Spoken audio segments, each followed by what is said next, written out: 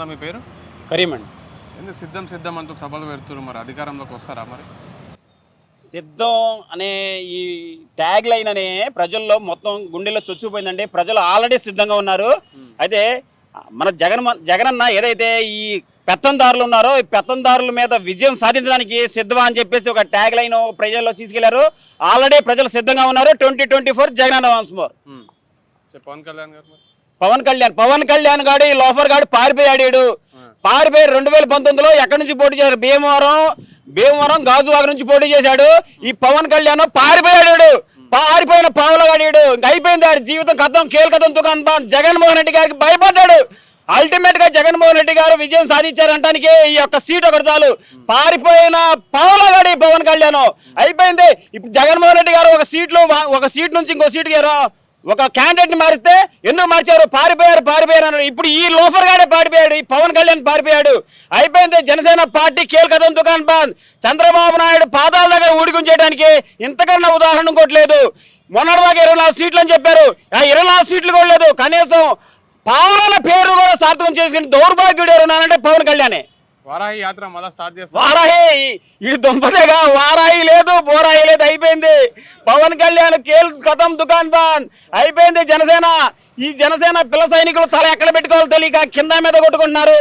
సాల్దా సిగ్గుండాలి పవన్ కళ్యాణ్కి, సిగ్గుండాలి. 24 సీట్లను ప్రకటించి మళ్ళీ బీజేపీతో పొత్తు అని చెప్పేసి బీజేపీతో సంగనాకి మళ్ళీ ఎంపటినే 24 కూడా కాకుండా 24 సీట్లకే పరిమితం అయిపోయిన ఈ పావులగాడు, ఈ పావుల అనే పేరు కూడా సార్థకం చేయలేకపోయిన దద్దం ఎవరన్నా అంటే పవన్ కళ్యాణ్. పారిపోలేదా? పవన్ కళ్యాణ్ పారిపోలేదా? ఫస్ట్ 2019లో ఎక్కడ పోటీ చేశాడు? భీమవరం గాజువాక పోటీ చేశాడా లేదా? మళ్ళీ ఇప్పుడు ఎందుకు పారిపోయాడు? భయపడ్డాడా లేదా పవన్ కళ్యాణ్? భయపడ్డాడు. జగన్మోహన్ రెడ్డి గారు అంటే పోసుకున్నాడు. అందుకని ఈరోజు పిఠాపురం వెళ్ళిపోయాడు. ఈ పవన్ కళ్యాణ్ దమ్ము ధైర్యం ఉంటే, నిజంగా ప్రజల మీద విశ్వాసం నీకుంటే, ప్రజల గురించి నీకంటూ ఒక చిత్తశుద్ధి ఉంటే మళ్ళీ భీమవరంలో కానీ గాజువాకలో కానీ పోటీ చేయాలి. కానీ ఆ 2 చోట్ల ఘోరంగా ఓడిపోతాడని తెలిసే మళ్ళీ పిఠాపురం పెరిగెత్తుకొచ్చాడు. పిఠాపురంలో నీకు డిపాజిట్లు కూడా దక్కని పరిస్థితి పావులగాడికి. 21 సీట్లు తీసుకున్నారు కదా, 21 గెలుస్తామంటారు కదా. 21 ఈ పావులగాడి గెలవడు. పారిపోయాడంటే మీరు మళ్ళీ ఏంటంటే ఈ పావులగాడు పారిపోయిన పావుల భీమవరంలో పారిపోయాడు, గాజువాకలో పారిపోయాడు, పిఠాపురంకి వచ్చి దాచుకున్నాడు. మళ్ళీ పిఠాపురంకి వచ్చి పెద్ద సభ పెట్టి ప్రవచనాలు చెబుతున్నాడు. అదే దేవుళ్ళ పేరు చెబుతున్నాడు. అరే బాబు, నువ్వు వెళ్ళి ప్రజలకి నీ ఎజెండా ఏంటి? ప్రజల గురించి నీ ఎజెండా ఏంటి? ప్రజల గురించి నీ యొక్క పాలన యొక్క పద్ధతి ఏంటి? నువ్వు వివరించాలి. ఆ దేవుడు షణ్ముఖ దేవాలయం, ఆ దేవాలయం ఇవన్నీ ఎందుకు బాబు? నువ్వు ఇవన్నీ ప్రవచనాలు మాను బాబు. నువ్వు ప్రవచనాలు మానుకో. ఈ పవన్ కళ్యాణ్ ప్రవచనాలు మానుకుంటే కొంచెం డిపాజిట్లు అయిన తగ్గుతాయి. ఇటు దుంపదేగా. కాబట్టి పవన్ కళ్యాణ్ పారిపోయిన పవన్ కళ్యాణ్. రంకుమొగుడు జగన్ కి పవన్ కళ్యాణ్ గారు అని చెప్తున్నారు మరి జన సైనికులు. జగన్మోహన్ రెడ్డి గారు పవన్ కళ్యాణ్ కి అధికారికంగా అందరు తెలిసి 3 పెళ్లిళ్ళు లేనియండి. పవన్ కళ్యాణ్ తెలియకుండా 2 పెళ్లిళ్ళు చేసుకున్నాడు. మొదటి పెళ్లి చంద్రబాబు నాయుడు పవన్ కళ్యాణ్కి మొదటి మొగుడు చంద్రబాబు నాయుడు, రెండో మొగుడు జగన్మోహన్ రెడ్డి గారు. అది అంతే అయిపోయింది. పవన్ కళ్యాణ్ కీలకతం దుకాన్ బంద్. పవన్ కళ్యాణ్ పొర్లు దండాలు పెట్టినా, సాష్టాంగ నమస్కారాలు పెట్టినా, పైనుంచి కిందకి ఎగాదిగా తిరిగి వెళ్ళి మళ్ళీ మోడీ సంఘనాగినా, అమిత్ షా సంఘనాగినా సరే పవన్ కళ్యాణ్ రానున్న ఎన్నికల్లో డిపాజిట్లు కూడా తక్కువ. ఇక వారాయి అయిపోయింది. వారాయి తీసుకెళ్లి పాత సామాన్లు కొట్టేసి ఆ టైర్లు అమ్మేసి ఏంటి మళ్ళీ ఈ వారాయికి పెద్ద పంజాబ్ నుంచి బాడీ గార్డులు 3 బాడీ గార్డులు 10 మంది బాడీ గార్డులు ఇటు దుంపదేగా. ఈ బాడీ గార్డులు నరేంద్ర మోడీ కూడా ఉండవు. అంత హైప్ క్రియేట్ చేశాడు. ఎందుకంటే వీడికి బాడీ గార్డులు ఎందుకండి చెప్పండి? ఎందుకో వీడి బాడీ గార్డులు ఎందుకు? నరేంద్ర మోడీ కూడా అంత బాడీ గార్డు ఉండదు.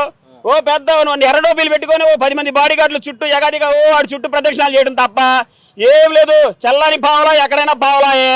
ఇది ఎక్కడ పోటీ చేసినా డిపాజిట్లు కూడా తక్కువ. మీ పేరేం పేరు? నా పేరు దేవయ్య. ఎలా ఉంది సంక్షేమ పాలన? ఎలా ఉంది జగన్ గారి పరిపాలన మంచిగా ఉందయ్యా. అసలు ఎవ్వరికి కమ్యూనిస్టులకు పని లేకుండా, కాంగ్రెస్లకు పని లేకుండా, ఎవ్వరికి పని లేకుండా చక్కగా బీద వాళ్ళకు పథకాలని పంచిపెడుతుండు. చక్కగా ఉంది. పరిపాలన మంచిగా ఉంది. కొంతమందికి నచ్చదు.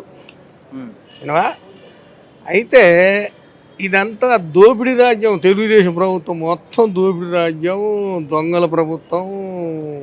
మరీ ఘోరం అన్నమాట ఇది. ఒకటో డివిజన్ 40 డివిజన్లో కృష్ణానది ఒడ్డున ఇల్లు తీసేటప్పుడు వైఎస్ రాజశేఖర రెడ్డి గారు పల్లకలు పెట్టి ఇల్లు లేనోనికి ఇద్దామని కట్టిస్తే వీళ్ళు ఇల్లు బీకేసి ఒకడు 14 ఇండ్లు 6 ఇండ్లు 15 ఇండ్లు 20 ఇండ్లు రాసుకుని పలకలు పెట్టి దీనివల్ల ఉట్టి సున్న చేసేసారు.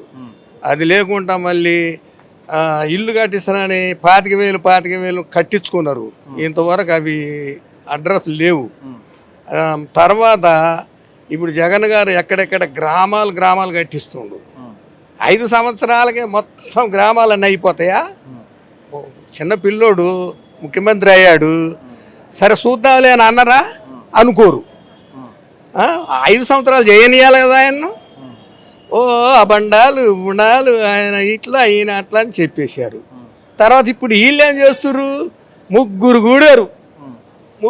కూడి అభిమానిని కనుక పుడిచినట్టు పుడదాం అని ఈ పవన్ కళ్యాణ్ ఒక ఆయన, టీడీపీ చంద్రబాబు ఒక ఆయన, బీజేపీ ఆయన ఒక ఆయన, మొత్తం అన్నీ పూడగలుపుకున్నా ఇంతవరకు స్టేట్ అవ్వలే. ఇది మళ్ళీ జగన్ గారే వస్తాడు. ఏమనుకున్న వాళ్ళు ఎన్ని మూట కట్టుకొని ఎన్ని ముళ్ళన్నేని తాడు బ్యాన్ని మోకేని మళ్ళీ జగన్ గారే గెలుస్తాడు. గెలిచిన తర్వాత 5 సంవత్సరాలు చేస్తే మొత్తం కవర్ అప్ అవుతుంది. ఇండ్లు మొత్తం వచ్చేస్తాయి. ఏనా? అది నా పాలసీ. నా పేరు సురేష్ అన్న. నెక్స్ట్ సీఎం 2024 జగన్మోహన్ రెడ్డి గారి సీఎం మళ్ళీ అవుతారన్న. ఎందుకంటే ఇప్పుడు మన చూస్తున్నామన్నా ఆల్రెడీ ఇప్పుడు 2019లో చూసాము జగన్మోహన్ రెడ్డి గారు సీఎం అయ్యారు. అనేకమైన పథకాలు అనేది పెట్టి ప్రజలందరినీ ఆకర్షణలు చేశారు. ఇంతకుముందు ప్రభుత్వాలు చూసుకుంటే ఏ ప్రభుత్వంలో కూడా పథకాలు పెట్టిన దాఖలా లేవు.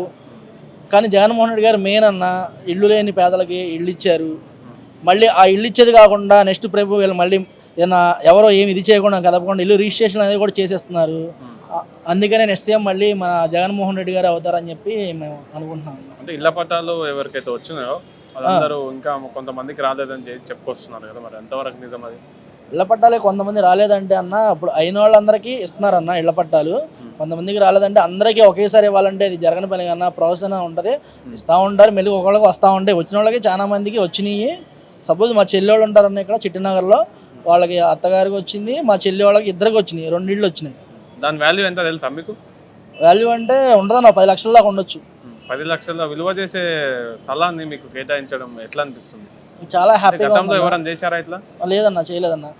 ఇళ్ళు ఇస్తాము, టీడీపీ హయాంలో ఇళ్ళు ఇస్తాము, మీకు స్థలాలు ఇస్తాము అని చెప్పి డబ్బులు కట్టించుకొని చివరి మూమెంట్లో ఆ డబ్బులు కూడా లేని పొజిషన్ అనమాట. డబ్బులు కూడా కాదు, ఇల్లు కూడా ఇవన్నీ పొజిషన్లో వాళ్ళు ఇది అయ్యారు. అది అలాంటి జగన్మోహన్ రెడ్డి వచ్చి ₹1 బిళ్ళ కట్టించకుండా మనకి స్థలం ఇచ్చి దానికి ఇల్లు కట్టించి మళ్ళీ మనకి ఇచ్చాడు అన్నది. సో బెటర్ అంటారా జగన్మోహన్ రెడ్డి బెటర్ అన్న. పవన్ కళ్యాణ్ చంద్రబాబు గారిపై మీ అభిప్రాయం ఏంటి?